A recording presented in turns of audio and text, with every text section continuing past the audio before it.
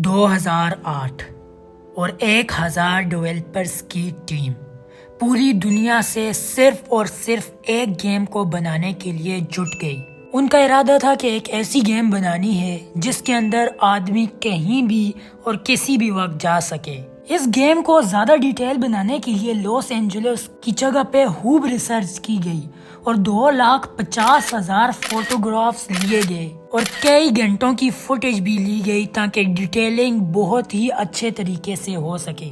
ان فوٹوگرافز کے اندر انہوں نے اسٹریٹس کو کور کیا، بلڈنگز کو کور کیا، اس کے علاوہ ہر ایک امپورٹنٹ جگہ کو کور کیا تاکہ گیم کے اندر کوئی کمی نہ رہ جائے۔ اسی ریسرچ کی وجہ سے ان کی ایک ٹیم کیلیفورنیا کے رورل ریجن میں بھی بھیجی گئی۔ آخر میں سب ریسرچ ملا کے ان کی گیم کا سائز 49 اسکوائر مائلز بنا تھا، اور یہ اسکیل راک سٹار کی پچھلی جتنی بھی گیمز بنی تھی ان میں سب سے زیادہ تھا، جس سے پتہ چلتا ہے کہ اس دفعہ راک سٹار کے لیے گیم بنانا بڑا ہی ٹف رہا تھا۔ پہلے تو گیم کا ڈیزائن ایک سنگل پلیئر کی سٹوری پہ ہی رکھا گیا، لیکن بعد میں ان کے ڈیولپرز کو لگا یہ تو ایک نارمل سی بات ہے، تو پھر کیا تھا، انہوں نے ایک بہترین گیم بنانی تھی۔ اسی وجہ سے انہوں نے اپنی ٹیم کو دوبارہ بلایا اور ایک ایسا کانسیپٹ دیا جس کے اندر 3 سٹوریز ایک ساتھ چل رہی ہوں۔ اس کے لیے انہوں نے 3 کریکٹرز فائنلائز کر دیے، ٹریور، فرینکلن اور مائیکل۔ ایکٹرز کے لیے یہ کام 2010 میں شروع ہوا۔ ان کی پرفارمنس کو ریکارڈ کیا جاتا تھا، ان سے ڈائیلاگ بلوائے جاتے تھے۔ کچھ ڈائیلاگز گاڑی کے اندر بٹھا کے بلوائے جاتے اور کچھ باہر بلوائے جاتے، کچھ کس ماحول میں بلوائے جاتے اور کچھ کس ماحول میں بلوائے جاتے، کیونکہ انہوں نے ایک پرفیکٹ گیم ریلیز کرنی تھی۔ اس سے پیچھے GTA 4 اور ریڈ ڈیڈ ریڈمپشن جیسی گیم آلریڈی آڈینس کے پاس تھی، جس کی وجہ سے آڈینس نے اور زیادہ اچھی گیم کی امید لگائی ہوئی تھی۔ اسی امید کو پورا کرنے کے چکر میں انہوں نے اپنی شوٹنگ میکینزم اور ڈرائیونگ میکینزم کو پوری طرح سے چینج کر کے بنایا۔ ایک وقت ایسا آیا کہ ان سے پوچھا گیا کہ آپ GTA 5 کو ریلیز کب کریں گے، تو ان کا جواب تھا کہ ہم لوگ اناؤنس نہیں کریں گے، اور یہ بھی اناؤنس نہیں کریں گے کہ ہم لوگ کب اناؤنس کرنے والے ہیں گیم کی ریلیز کو، اور یہ بھی نہیں بتائیں گے کہ ہم کس اسٹریٹجی کا یوز کر کے گیم کا اناؤنسمنٹ کریں گے۔ پھر اسی طرح کافی مہینے اور بیت گئے، اور پھر جولائی 2010 کے اندر راک سٹار نے ایک پوسٹ ڈالی جس کے اندر وہ لوگ 7 جابز کی ایڈورٹائزمنٹ کر رہے تھے، اور وہ جابز ریلیٹڈ تھی environment artist, physics, programmers and character animators سے۔ اس سے معلوم ہوا کہ وہ لوگ GTA کے اندر اور زیادہ چینجز کر رہے تھے، انوائرمنٹ کے اندر اور کریکٹر اینیمیشن کے اندر۔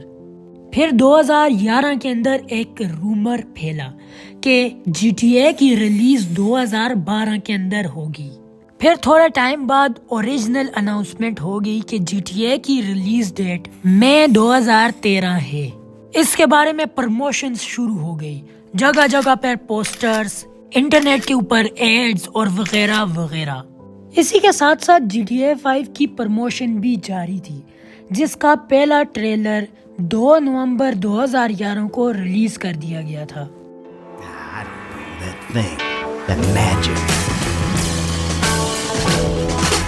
You see it in the movie, you know how it is.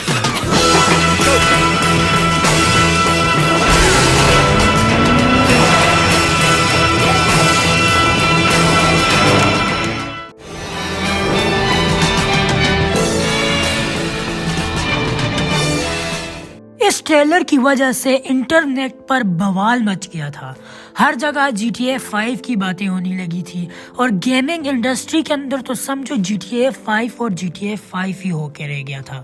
اگر آپ اس وقت GTA 5 کے فرسٹ ٹریلر کے اوپر ویو دیکھیں تو آپ کو وہاں پر 114 ملین کا ڈیجٹ دکھے گا۔ کچھ عرصہ گزرنے کے بعد GTA کی باتیں کم ہوتی جا رہی تھی گیمنگ انڈسٹریز کے اندر، تو انہوں نے سمجھا کہ یہی ٹائم ہے ٹریلر نمبر 2 کا، تو انہوں نے ٹریلر نمبر 2 14 نومبر کو ریلیز کر دیا۔ The guns and crank in this area go through Trevor Phillips Enterprise, or they ain't going. I'll swing by and sign the contracts, all right? Just ignore the bodies.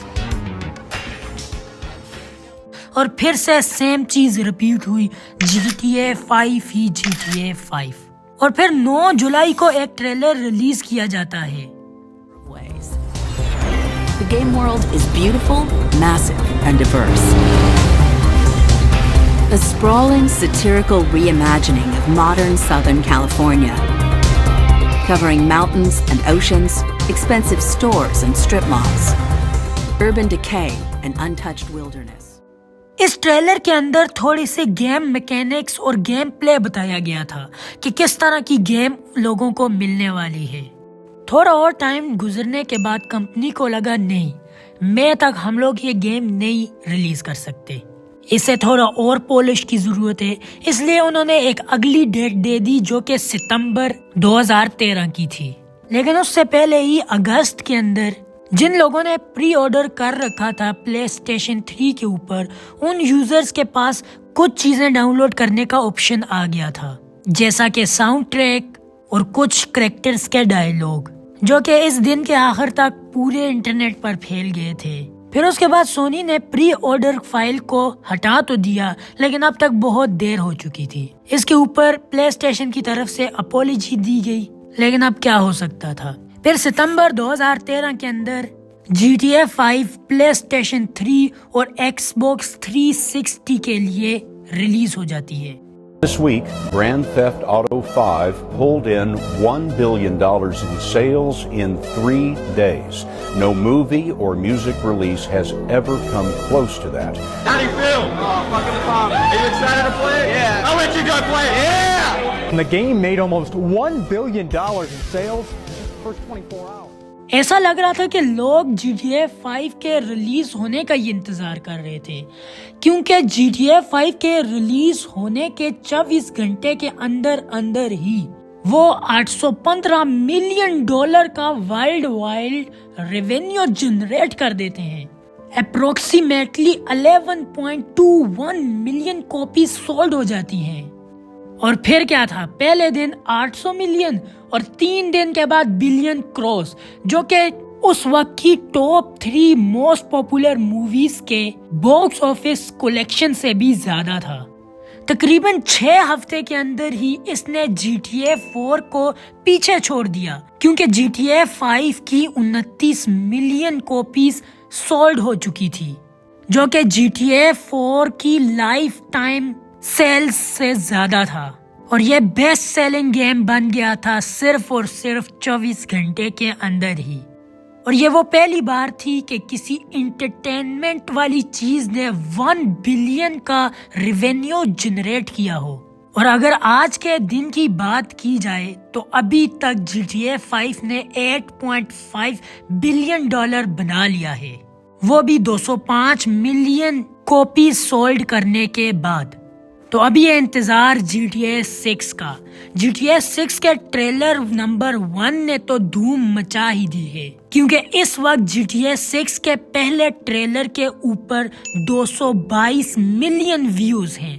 تو سوچ لیں GTA 5 سے یہ کتنا آگے نکلے گی.